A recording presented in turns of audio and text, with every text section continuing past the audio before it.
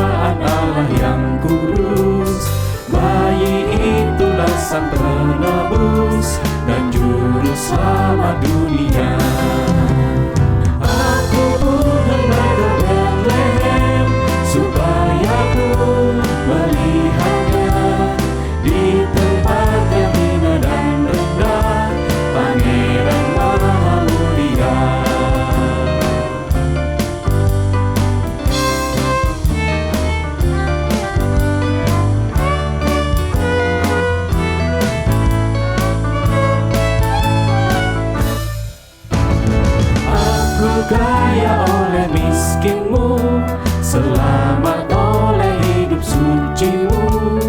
Ku dibasuh oleh darahmu, bahagia oleh salibmu. Aku pun hendak ke Bethlehem, supaya ku melihatnya di tempat yang hina dan rendah. Pangeran Maha Mulia, Pangeran Maha Mulia, Pangeran Maha Mulia.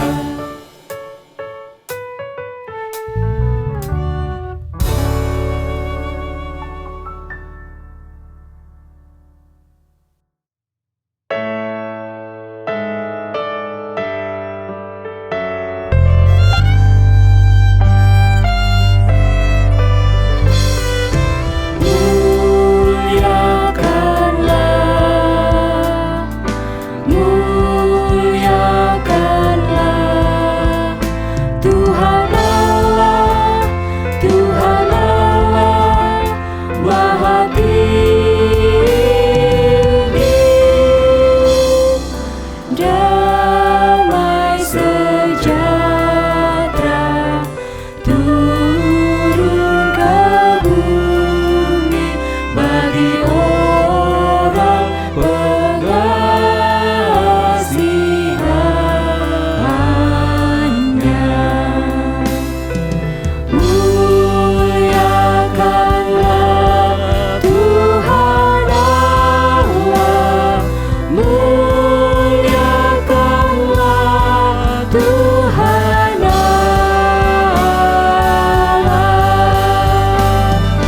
Damai sejahtera turun ke bumi, damai sejahtera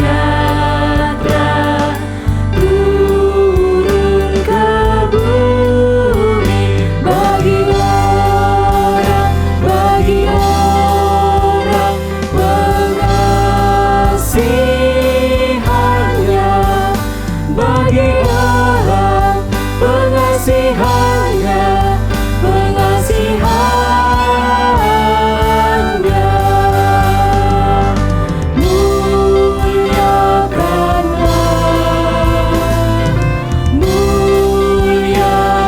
Muliakanlah Tuhan Allah, Tuhan Allah Maha Tinggi.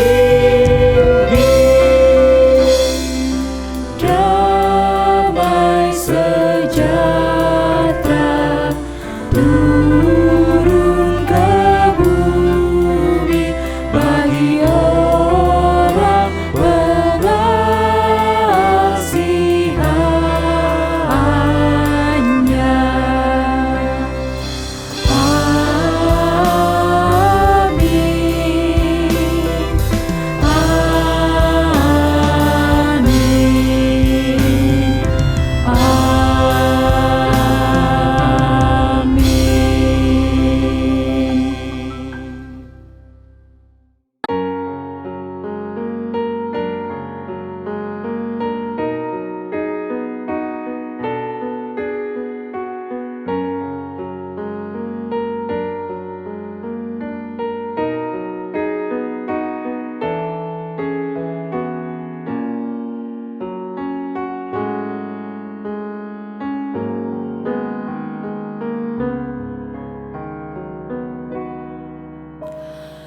Oh, holy night, the stars are brightly shining.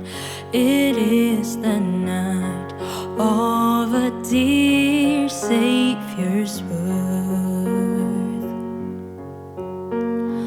Long lay the world in sin and error pining, till He appeared and the soul felt its worth.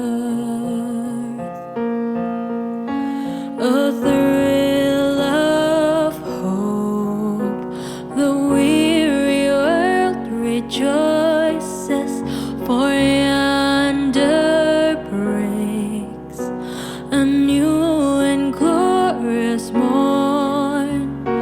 Fall on your knees, oh, hear the angels' voices. Oh, night divine, oh, night when Christ was born. Oh, night divine,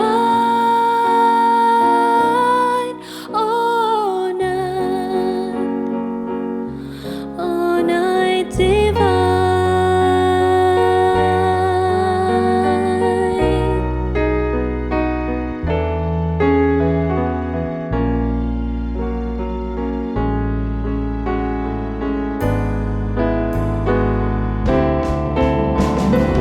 Oh, holy night, the stars are brightly shining.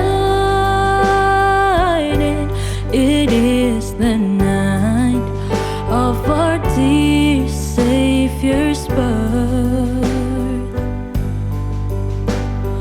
Long lay the world in sin and error pining, till He appeared and the soul felt its worth. A thrill of hope, the weary world rejoices, for yonder breaks a new and glorious morn. Fall on your knees, oh, hear the angels' voices. Oh, night divine, oh, night when Christ was born. Oh, night divine,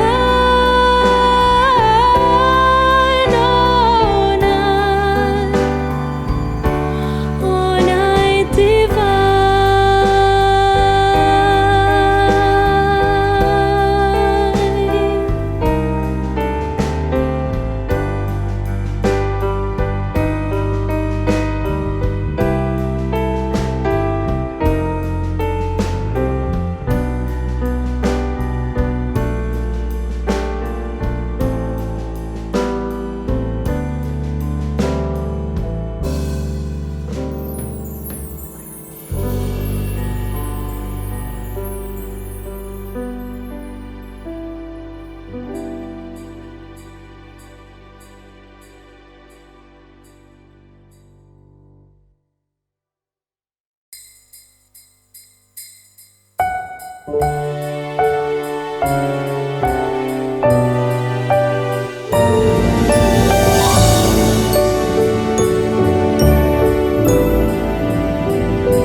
Hai kota mungil Bethlehem, betapa kau senyap.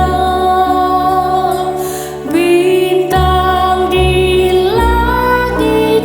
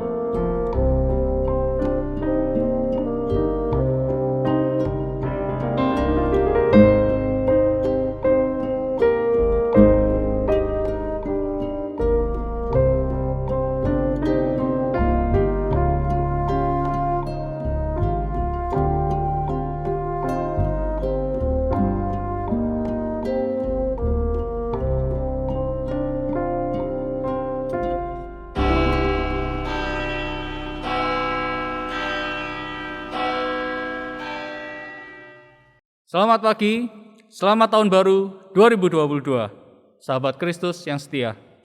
Dengan bersaut-sautan, mari kita nyatakan, Haleluya, pujilah Allah dalam tempat kudusnya, pujilah Dia dalam cakrawalanya yang kuat.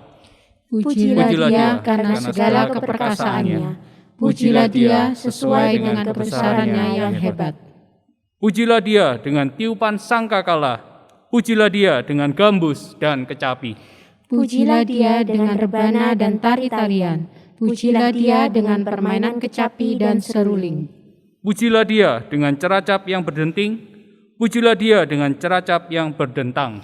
Biarlah segala yang bernafas memuji Tuhan. Haleluya.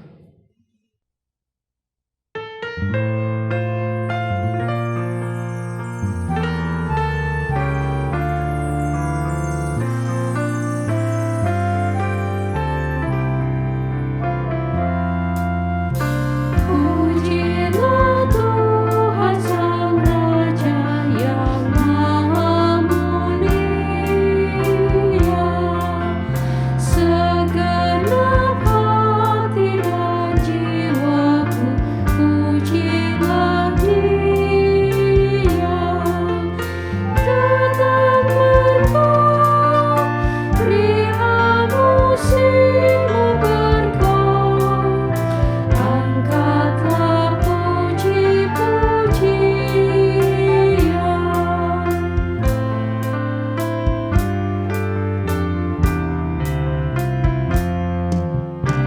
Pujilah Tuhan, hai jiwaku, mari bernyanyi. Semua makhluk bernafas, iringilah kami. Puji terus nama yang Maha Kudus, harukan suaramu,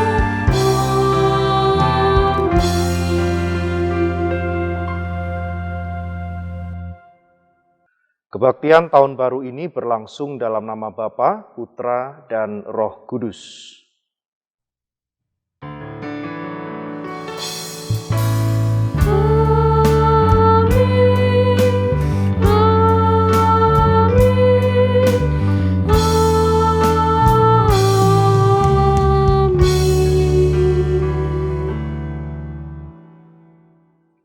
Tuhan beserta saudara. Dan beserta saudara juga.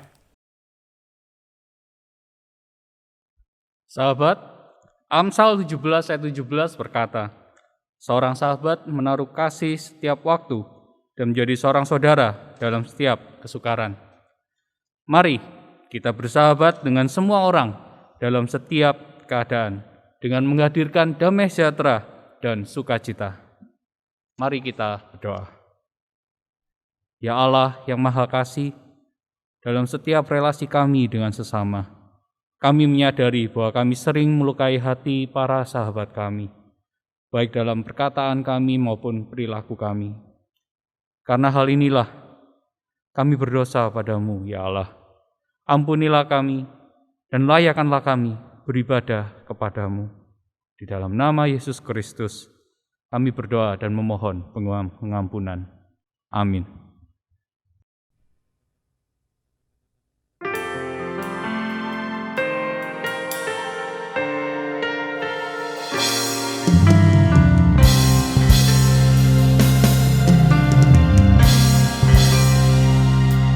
Tuhan, ku bila hati kawanku terluka oleh tingkah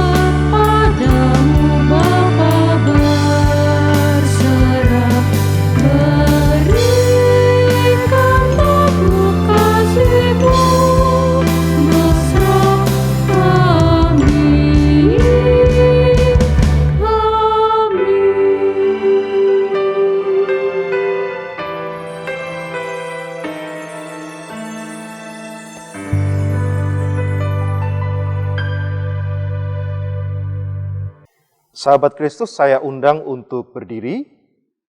Sambutlah berita anugerah dari Tuhan yang diambil dari 2 Korintus pasal 13 ayat yang ke-11. Firman Tuhan berbunyi demikian. Akhirnya saudara-saudaraku, bersukacitalah, usahakanlah dirimu supaya sempurna. Terimalah segala nasihatku, sehati sepikirlah kamu, dan hiduplah dalam damai sejahtera. Maka Allah, sumber kasih dan damai sejahtera, akan menyertai kamu. Demikianlah berita anugerah dari Tuhan. Syukur kepada Allah. Damai Tuhan bagimu. Damai Tuhan bagimu juga.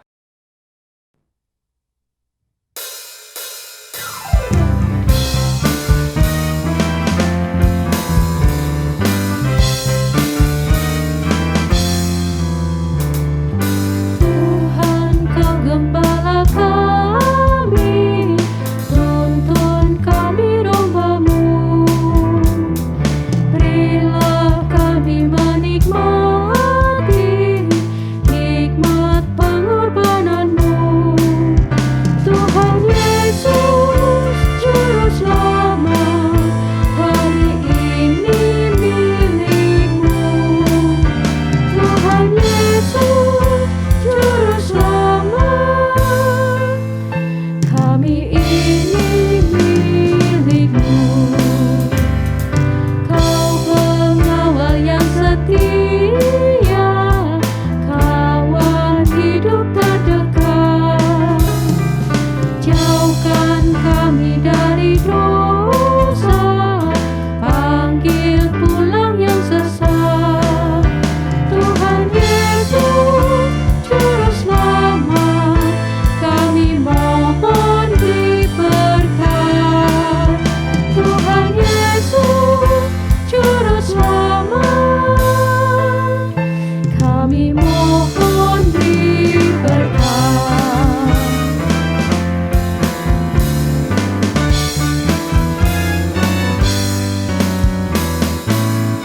Kehendak-Mu kami cari, ingin turut maksud-Mu.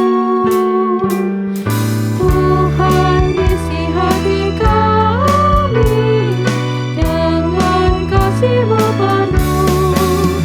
Tuhan Yesus, Juru Selamat, foto indah kasih-Mu. Tuhan Yesus, Juru Selamat, tak terindah kasih-Mu.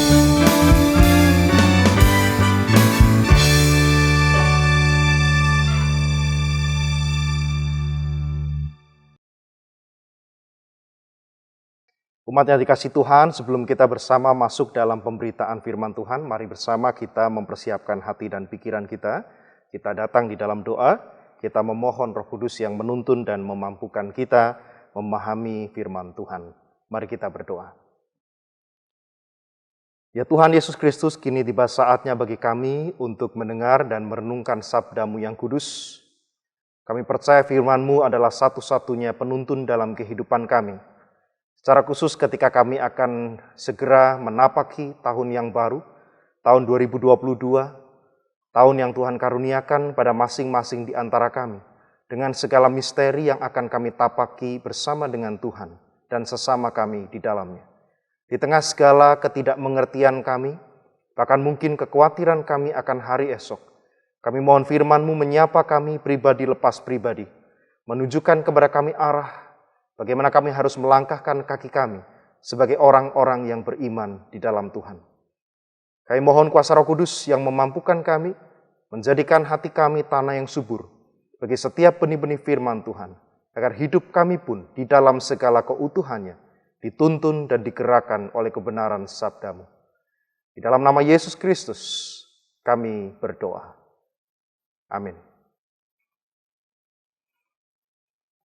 Saudara yang dikasihi Tuhan, inilah Injil Tuhan Yesus Kristus menurut Lukas pasal 5 ayat 1 hingga ayat yang ke-11. Lukas pasal 5 ayat 1 hingga ayat yang ke-11. Dituliskan demikian. Pada suatu kali Yesus berdiri di pantai Danau Genesaret, sedang orang banyak mengerumuni Dia hendak mendengarkan firman Allah.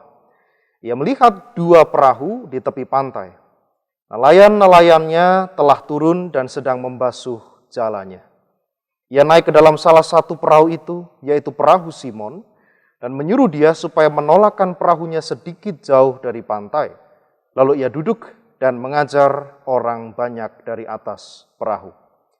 Setelah selesai berbicara, ia berkata kepada Simon, "Bertolaklah ke tempat yang dalam dan tebarkanlah jalamu untuk menangkap ikan." Simon menjawab, "Guru, telah sepanjang malam kami bekerja keras dan kami tidak menangkap apa-apa. Tetapi karena Engkau menyuruhnya, aku akan menebarkan jala juga." Dan setelah mereka melakukannya, mereka menangkap sejumlah besar ikan, sehingga jala mereka mulai koyak. Lalu mereka memberi isyarat kepada teman-temannya di perahu yang lain, supaya mereka datang membantunya. Dan mereka itu datang, lalu mereka bersama-sama mengisi kedua perahu itu dengan ikan hingga hampir tenggelam. Ketika Simon Petrus melihat hal itu, ia pun tersungkur di depan Yesus dan berkata, "Tuhan, pergilah daripadaku karena aku ini seorang berdosa." Sebab ia dan semua orang yang bersama-sama dengan dia takjub oleh karena banyaknya ikan yang mereka tangkap. Demikian juga Yakobus dan Yohanes, anak-anak Zebedeus, yang menjadi teman Simon. Kata Yesus kepada Simon, "Jangan takut, mulai dari sekarang engkau akan menjala manusia." Dan sesudah mereka menghela perahu-perahunya ke darat, mereka pun meninggalkan segala sesuatu, lalu mengikut Yesus. Saudaraku, demikianlah Injil Tuhan Yesus Kristus. Berbahagialah setiap orang yang setia membaca, merenungkan dan melakukan firman Tuhan di dalam hidupnya sehari-hari. Haleluya.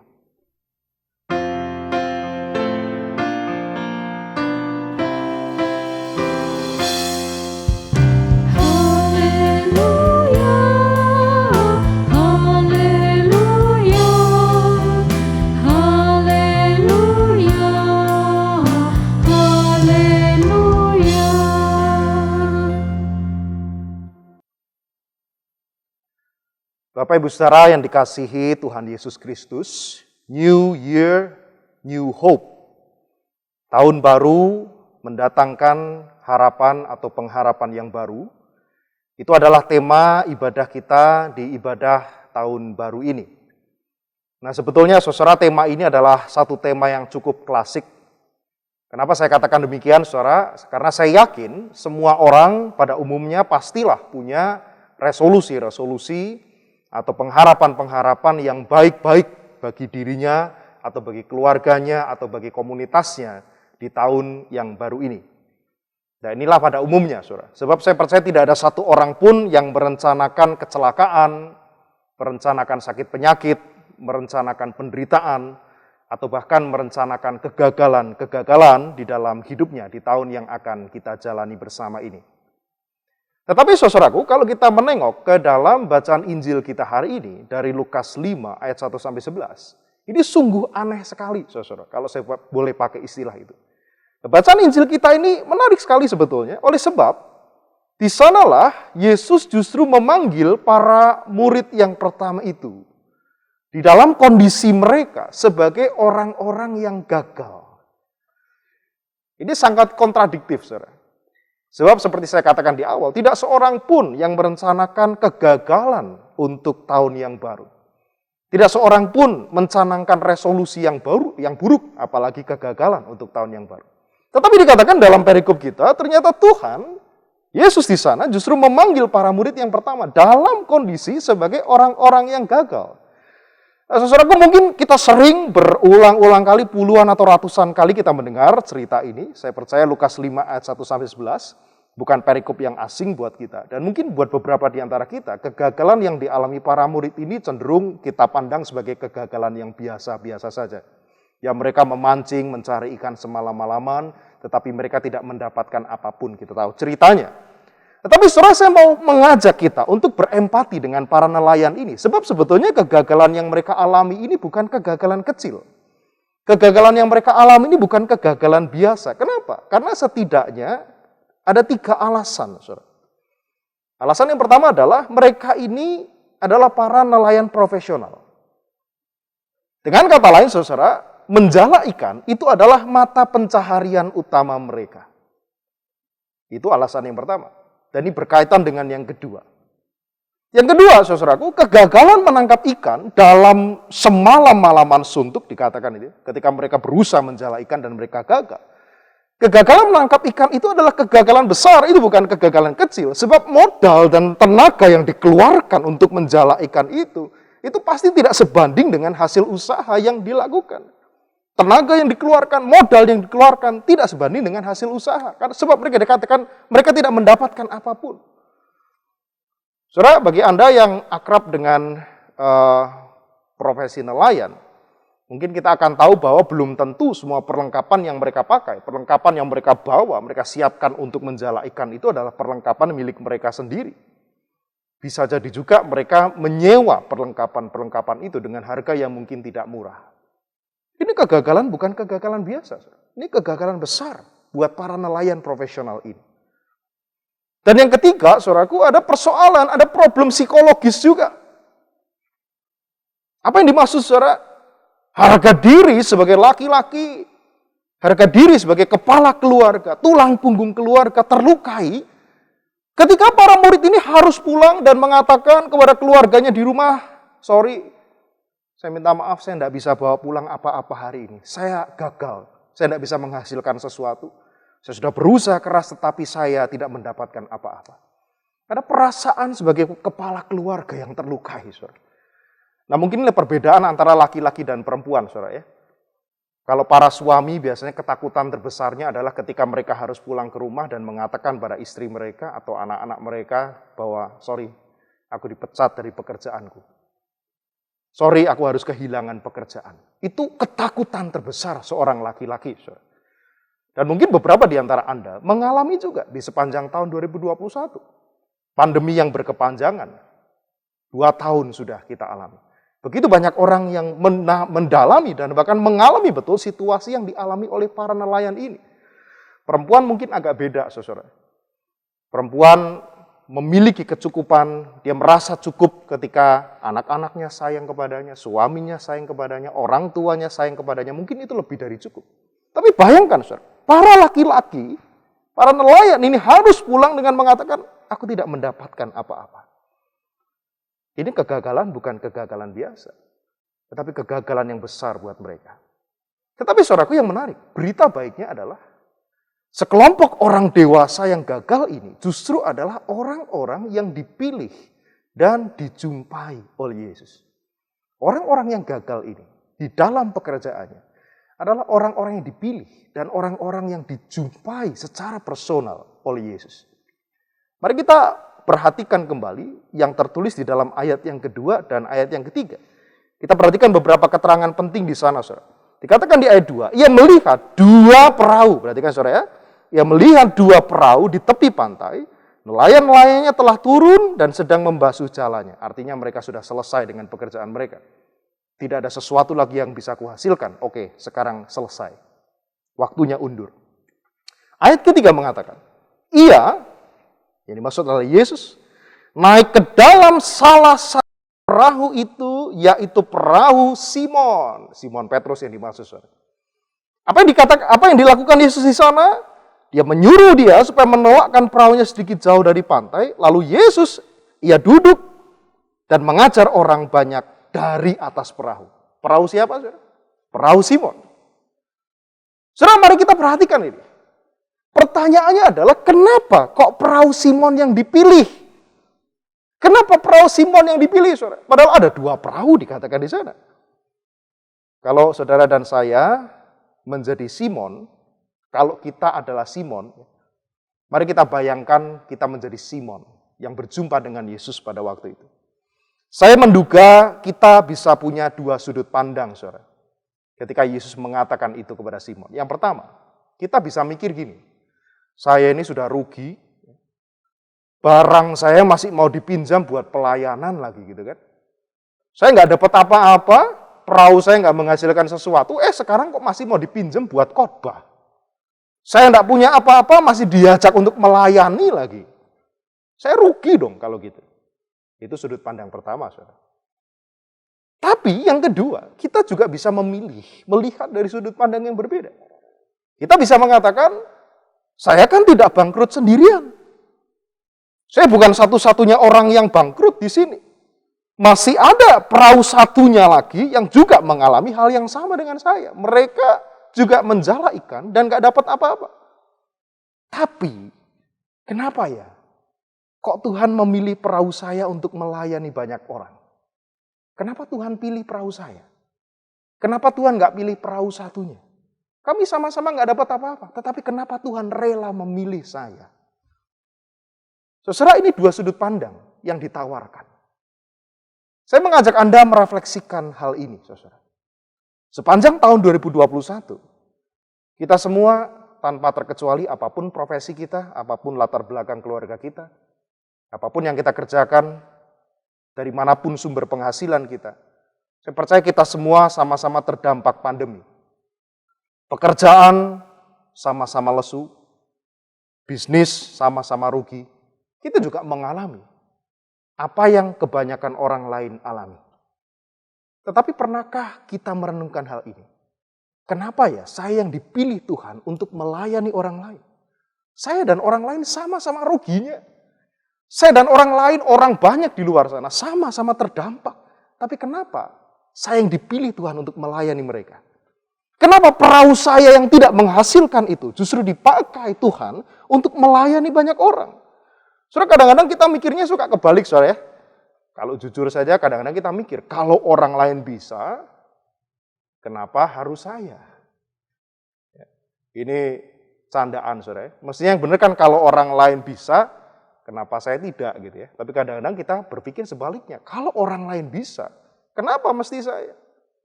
Saudara dikasih Tuhan. Saya belajar satu hal penting yang pertama dari pengalaman para murid ini. Bahwa perubahan terbesar di dalam kehidupan mereka itu dimulai dari satu hal paling sederhana, yaitu, perhatikan saudara, ketika mereka sadar bahwa apa yang mereka nikmati di dalam kehidupan ini bukanlah milik mereka sendiri.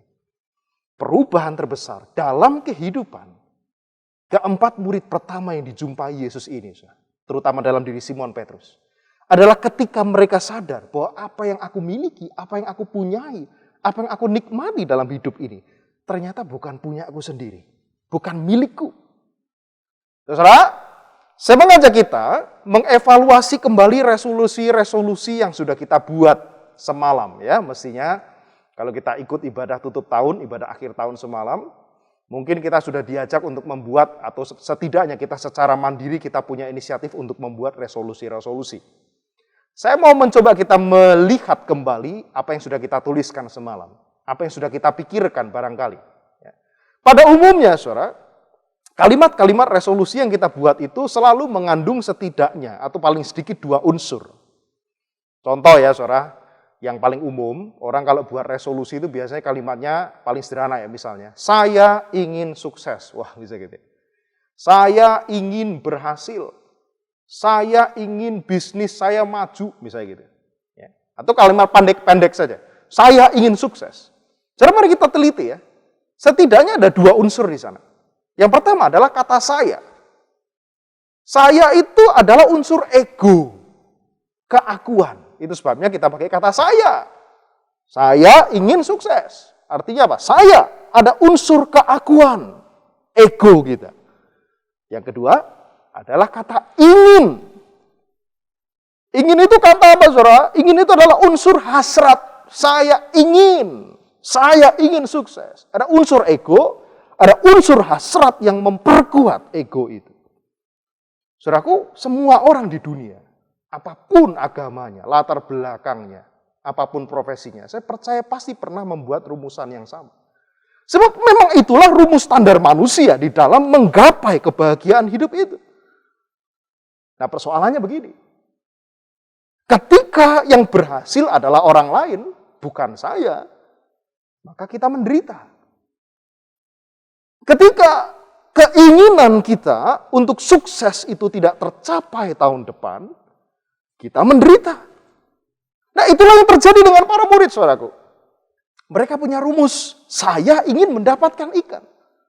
Saya nelayan, saya pergi ke pantai, saya ingin mendapat ikan.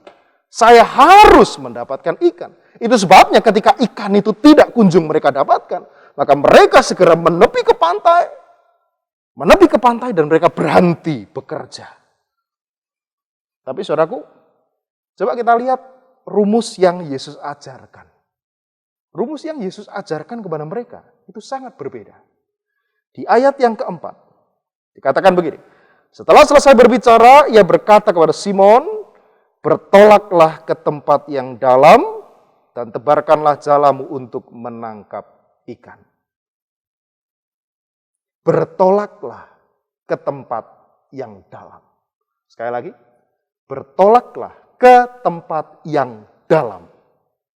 Oh saudara, kalimat ini penting sekali.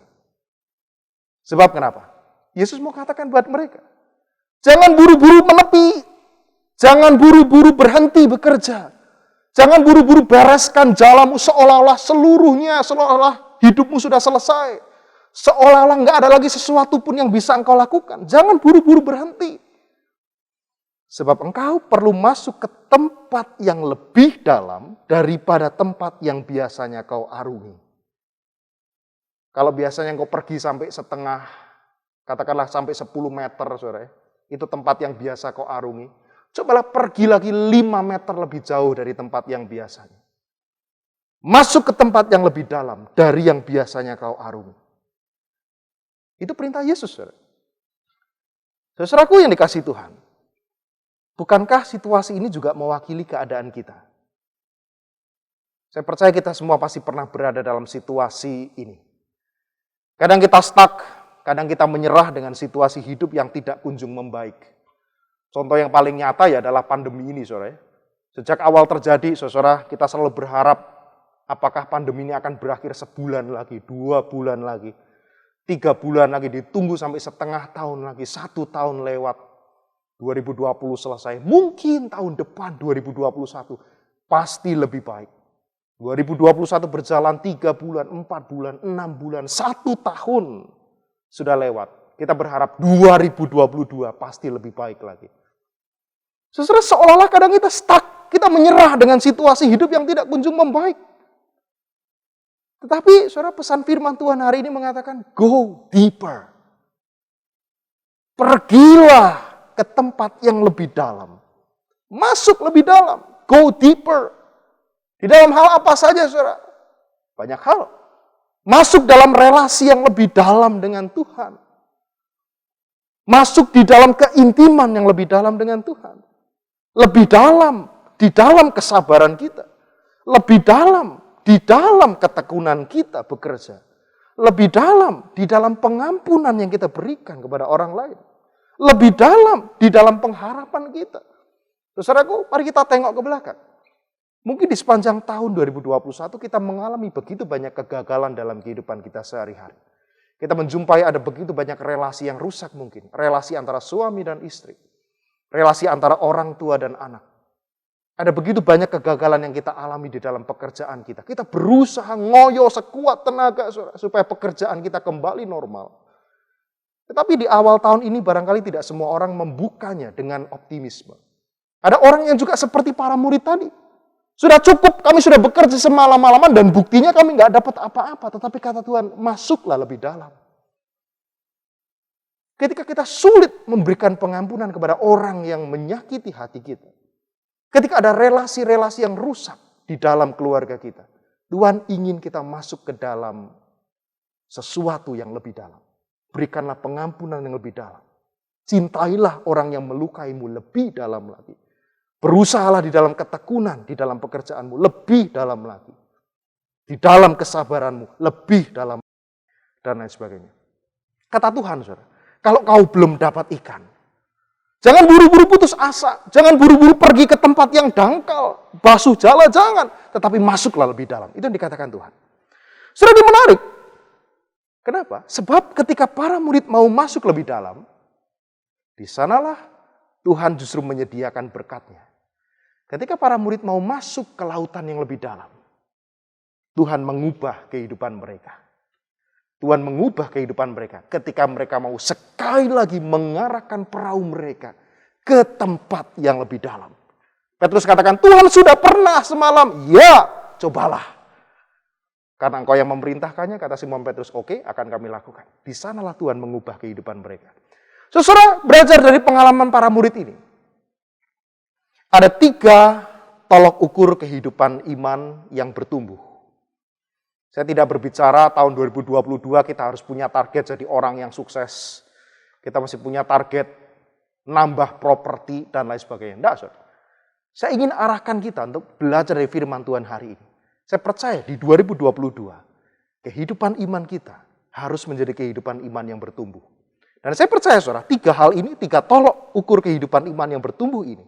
Ketiga hal inilah yang mestinya menjadi resolusi kita untuk tahun 2022.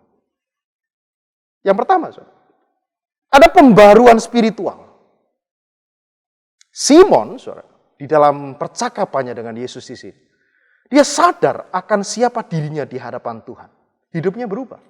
Ayat 8 mengatakan, ketika Simon Petrus melihat hal itu, ia pun tersungkur di depan Yesus dan berkata, Tuhan, dia mengubah sapaannya, sebelumnya dia pakai kata guru. Tapi sekarang Tuhan, pergilah daripadaku karena aku ini seorang berdosa. So, artinya mau dikatakan apa? Semakin seseorang berhasil, semakin saudara dan saya berhasil, seharusnya kita semakin menyadari siapa diri kita di hadapan Tuhan. Saudara, kemarin kita renungkan ini. Banyak orang sekadar menganggap Yesus sebagai guru. Guru itu apa sih, saudara? Orang yang mengajarkan teori tentang apa yang baik dan yang benar. Banyak orang sekadar menganggap Yesus sebagai gurunya. Tetapi mungkin tidak banyak yang benar-benar menjadikan Yesus sebagai Tuhan, sebagai Tuhan atas seluruh hidupnya. Berapa banyak orang yang mendengarkan pengajaran-pengajaran Yesus dengan antusias sekali. Kita percaya pengajaran-pengajaran Yesus adalah pengajaran yang indah. Tetapi pada saat yang sama, kita juga tidak membiarkan moralitas kita, etos hidup kita, etos kerja kita dituntun oleh cara-cara Tuhan. Tetapi kita membiarkan moralitas kita, etos hidup kita kadang-kadang dituntun oleh cara-cara hidup duniawi. Sebab Tuhan adalah guru. Dia mengajarkan sesuatu yang baik buat saya. Oke, that's enough. Tetapi kita tidak mau masuk lebih dalam. Petrus bertobat. Dia mengatakan, engkau bukanlah sekedar guru, tapi engkau adalah Tuhan. Tuhan yang berkuasa atas seluruh kehidupan saya. Nah, saudara, bacaan kita mengatakan bahwa setelah berhasil mendapat banyak ikan, Petrus bukan jumawa, dia bukan sombong. Tetapi dia justru bertobat. Ketika dia menerima berkat yang melimpah-limpah itu, dia sadar bahwa Yesus adalah Tuhan. Yesuslah sang pemilik dari ikan-ikan itu. Dan Petrus, dia sadar bahwa saya hanyalah seorang berdosa yang dipercaya untuk mengelola dan membagikan bahkan ikan-ikan milik tuannya itu. Dan itu nyambung, saudara, dengan pesan yang kedua. Yang kedua adalah keinginan untuk membagikan berkat yang dimiliki kepada sesama. Coba kita lihat di ayat yang ke-7. Lalu mereka memberi isyarat kepada teman-temannya di perahu yang lain, supaya mereka datang membantunya. Dan mereka itu datang, lalu mereka bersama-sama mengisi kedua perahu itu. Bukan cuma satu, kedua perahu itu dengan ikan hingga hampir tenggelam. Kehidupan yang berbuah adalah kehidupan yang dibagikan kepada orang lain. Berkat-berkat Tuhan yang melimpah dalam kehidupan kita akan menjadi berkat bagi sesama ketika berkat itu dibagikan kepada sesama. Dan ini ciri kedewasaan iman. Dan yang ketiga, saudara, ada orientasi hidup yang diperluas daripada sekedar keinginan diri sendiri. Ayat 10a dan ayat 11 mengatakan begini. Demikian juga Yakobus dan Yohanes, anak-anak Zebedeus, yang menjadi teman Simon. Kata Yesus kepada Simon, jangan takut. Mulai dari sekarang, engkau akan menjala manusia. Ayat 11, sesudah mereka menghela perahu-perahunya ke darat, mereka pun meninggalkan segala sesuatu, lalu mengikut Yesus. Saudara, setelah Yesus menjumpai mereka, hidup mereka berubah 180 derajat. Mereka melihat kegagalan sebagai cara Tuhan untuk mendewasakan kehidupan mereka. Mereka disadarkan bahwa pekerjaan yang mereka lakukan itu bukan sekedar untuk memenuhi kebutuhan perut mereka dan keluarga mereka sendiri. Tetapi mereka dipanggil untuk memberi makan banyak orang. Saudaraku, biarlah ketiga hal ini yang menjadi pengingat kita bersama tentang bagaimana kita harus hidup sebagai orang beriman di sepanjang tahun 2022 ini.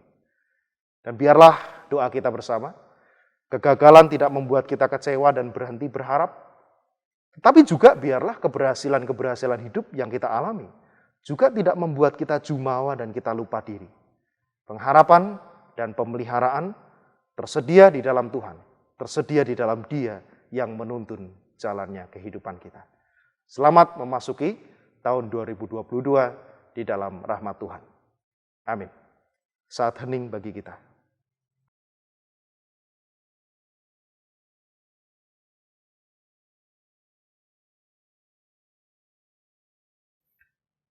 Saya undang saudara-saudara untuk berdiri bersama gereja di segala abad dan tempat dengan mengingat akan baptisan kita. Marilah kita mengikrarkan pengakuan iman kita menurut pengakuan iman rasuli. Hendaklah masing-masing mengucapkan demikian. Aku percaya kepada Allah, Bapa yang Maha Kuasa, Khalik langit dan bumi, dan kepada Yesus Kristus, anaknya yang tunggal Tuhan kita, yang dikandung dari Roh Kudus, lahir dari anak darah Maria, yang menderita sengsara di bawah pemerintahan Pontius Pilatus, disalibkan, mati dan dikuburkan, turun ke dalam kerajaan maut, pada hari yang ketiga, bangkit pula dari antara orang mati, naik ke surga, duduk di sebelah kanan Allah, Bapa yang Maha Kuasa, dan dari sana Ia akan datang untuk menghakimi orang yang hidup dan yang mati. Aku percaya kepada Roh Kudus, gereja yang kudus dan am, persekutuan orang kudus, pengampunan dosa, kebangkitan orang mati, dan hidup yang kekal. Amin. Sahabat, mari kita bersatu hati di dalam doa syafaat kita. Mari kita berdoa. Bapa, kami sungguh bersyukur atas hari baru di tahun yang baru yang sudah Engkau beri kepada kami saat ini. Bersama-sama kami bersatu hati datang ke hadirat Tuhan dengan membawa syafaat kami. Di tahun yang baru ini ya Tuhan, kami bersama-sama memohon kepada Tuhan untuk menjamah, untuk memakai dan memimpin segenap para pemimpin negara kami. Baik Bapak Presiden, Wakil Presiden, pejabat publik yang lain, beserta segenap para pegawai yang ada di daerah. Kami menyerahkan para pemimpin kami ini hanya ke dalam tangan pengasihan Tuhan. Biarlah di tahun yang baru ini, para pemimpin kami boleh menghadirkan damai sejahtera, boleh menghadirkan kemakmuran dan keamanan bagi segenap masyarakat Indonesia. Dan tolong para pemimpin kami ya Tuhan, di dalam menangani pandemi COVID-19 yang masih berada di sekitar kami. Biarlah melalui setiap perencanaan, setiap usaha yang dilakukan, pandemi ini boleh berakhir di tahun ini. Dan kami sebagai masyarakat boleh dapat beraktivitas dengan normal kembali. Kami juga memohon kepada Tuhan untuk menolong para pemimpin kami di dalam memulihkan setiap daerah yang terdampak bencana alam yang terjadi. Biarlah di tahun yang baru ini, segenap masyarakat Indonesia boleh tetap bersukacita di dalam menjalankan kehidupannya. Kami juga bersama-sama berdoa untuk kehidupan gereja kami GKI Tumapel di tahun 2022 ini ya Tuhan. Biarlah dengan penyertaan Tuhan dan pimpinan Tuhan, segenap pelayan-Mu dapat menyelenggarakan kehidupan berjemaat dengan baik, dan juga umat-Mu Engkau gerakkan untuk bersama-sama berpartisipasi dan melayani Engkau melalui persekutuan kami. Biarlah melalui program kerja di tahun 2022 yang sudah kami susun ini Tuhan, Engkau berkati, Engkau lancarkan di setiap perencanaannya dan kegiatannya.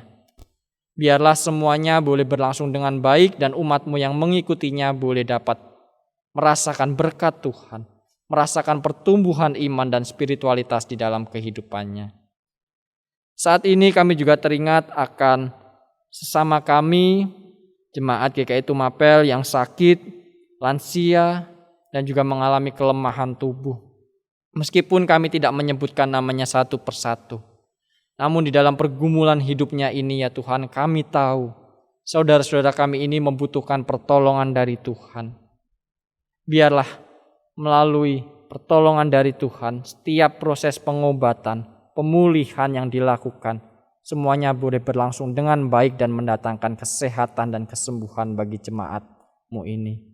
Juga bagi saudara-saudara kami yang lansia, yang di dalam keterbatasan fisik, kami memohon biarlah Tuhan boleh memakai kami, segenap jemaat-Mu untuk hadir menemani mereka, menyapa mereka dan menghibur mereka di dalam setiap keterbatasan yang ada.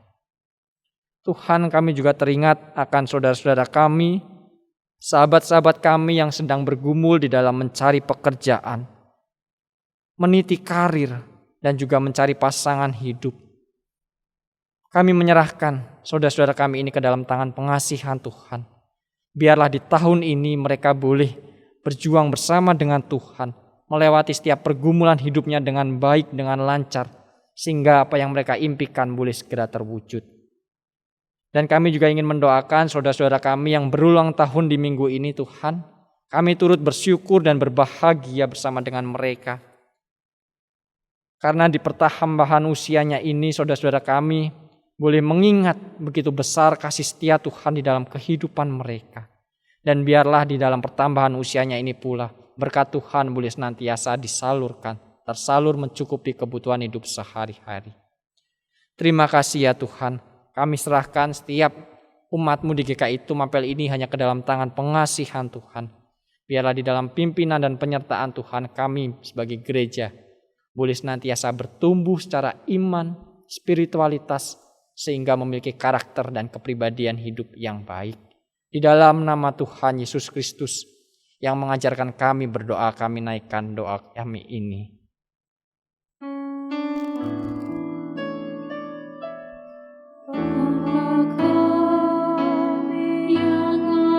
Di surga, dikuduskanlah nama-Mu, datanglah kerajaan-Mu, jadilah kehendak-Mu di bumi seperti di surga. Berilah kami pada hari ini makanan kami yang secukupnya, dan ampuni kesalahan kami seperti kami ampuni yang lain, dan jauhkan kami dari pencobaan, lepaskanlah kami dari yang jahat, sebab Engkau yang punya kerajaan serta kuasa dan kemuliaan sampai selama-lamanya. Amin.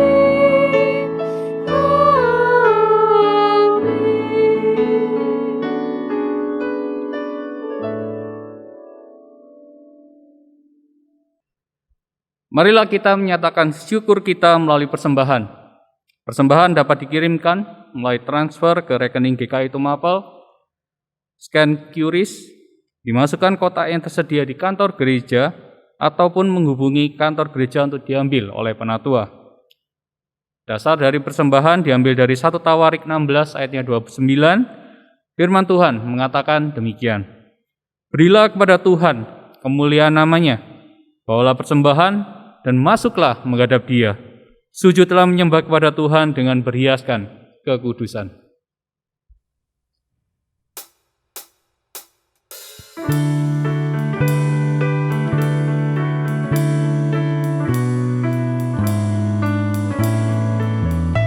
Sekarang bersyukur, hai hati mulut tangan,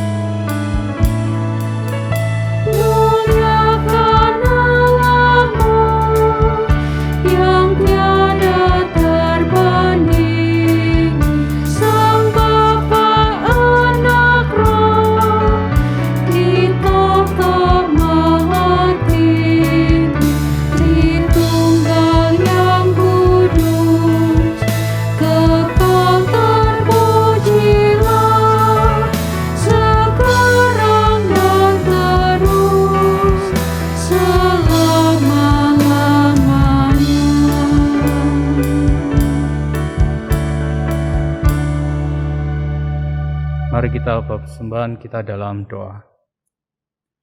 Dengan penuh rasa syukur, kami bawa persembahan kami kepadamu, ya Allah. Kuduskanlah persembahan kami ini agar berkenan di hati-Mu. Pakailah untuk kemuliaan nama-Mu, ya Tuhan. Berilah hikmat kepada para majelis untuk mengelolanya secara tepat dan bertanggung jawab, agar persembahan ini menjadi berkat bagi sesama melalui gereja-Mu ini. Dalam nama Tuhan Yesus Kristus, kami berdoa. Amin.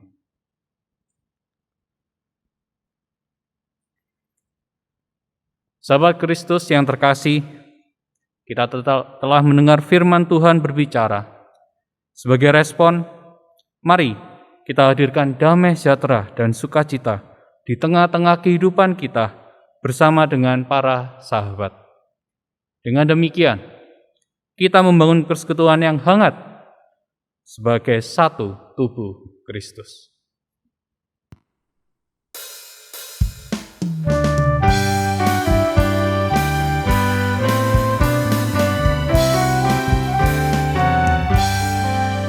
Serikat persaudaraan berdirilah teguh, sempurnakan persatuan di dalam Tuhan-Mu. Bersama-sama majulah, dikuatkan iman, berdamai bersejahtera dengan pengasihan. Serikatmu tetap teguh di atas alasan, yaitu satu Tuhanmu dan satulah iman, dan satu juga baptisan, dan Bapa satulah, yang oleh-Mu sekalian dipuji disembah.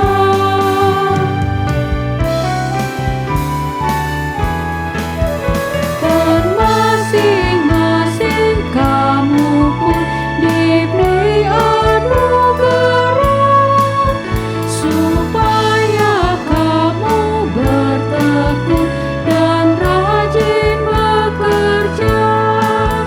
Hendaklah hatimu rendah, tahu Tuhan berbesar, jemaat menurut firman-Nya berkasih-kasihan.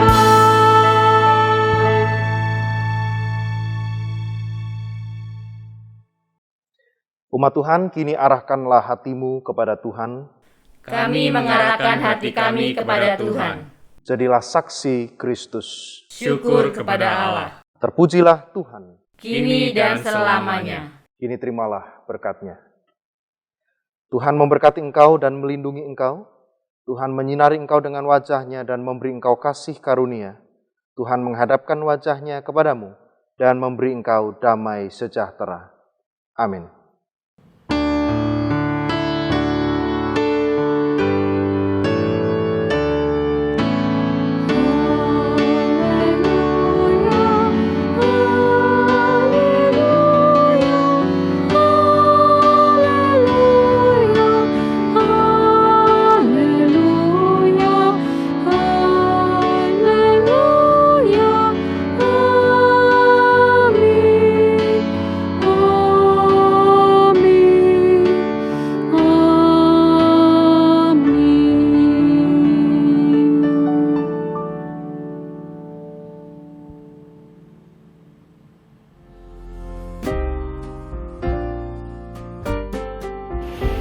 Selamat Tahun Baru 2022. Selamat Tahun Baru 2022.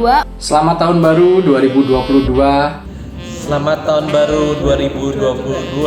Selamat Tahun Baru 2022. Selamat Tahun Baru 2022. Selamat Tahun Baru 2022, sahabat.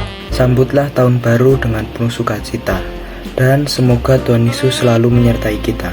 Semoga di tahun yang baru ini gereja kita semakin hangat, semakin melekat dan semakin jadi berkat dengan apapun yang dilakukan oleh kita semua dalam gereja ini. Dan juga untuk bangsa Indonesia, semoga semakin bertoleransi dan bersatu hati demi mewujudkan Indonesia sejahtera. Tahun baru, harapan baru. Kiranya di tahun yang baru ini kita boleh semakin berpengharapan di dalam Tuhan. Bertambah-tambah dalam hikmat dan bijaksana. Semoga di tahun yang baru ini pandemi COVID-19 berakhir dan kita juga belajar dari pengalaman hidup yang lalu untuk dapat menjadi pribadi yang semakin lebih baik di tahun ini. Kita sama-sama bersyukur, berterima kasih buat penyertaan Tuhan di tahun 2021. Dan untuk tahun 2022 kita berdoa yang terbaik, kita diberikan kesuksesan, kita diberikan sukacita dan kesehatan. Buat semua jemaat, yuk sama-sama kita mensyukuri semua anugerah Tuhan yang luar biasa dalam kehidupan kita. Semoga di tahun yang baru ini kita bisa ibadah onsite bareng lagi ya. Harapan terbaik untuk tahun 2022 dengan senantiasa memohon kepada Tuhan agar kita semua memiliki karunia iman, berkat sukacita dan kedamaian kasih-Nya. Kiranya di tahun baru ini jangan lelah untuk terus berharap, bersandar, dan berjalan bersama Tuhan. Tahun baru berarti tujuan baru, semangat baru, kesempatan yang baru, dan juga peluang yang baru untuk kita semua. Bersama Tuhan Yesus, mari kita jalani tahun 2022 dengan semangat yang baru dan dengan harapan baru. Semoga di tahun yang baru ini, GKI Tumapel dan jemaatnya dapat semakin bertumbuh dalam iman dan pelayanan. Juga bagi bangsa Indonesia dapat semakin menangani COVID-19 dengan lebih baik lagi.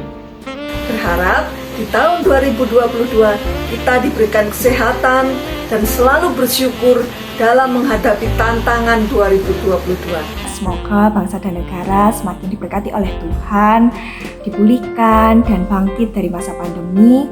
Semoga segala aktivitas dapat berjalan dengan normal di tahun 2022.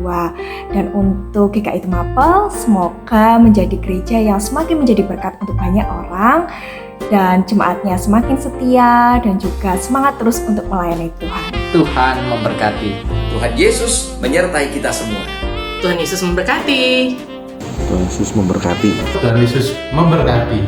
Sampai jumpa.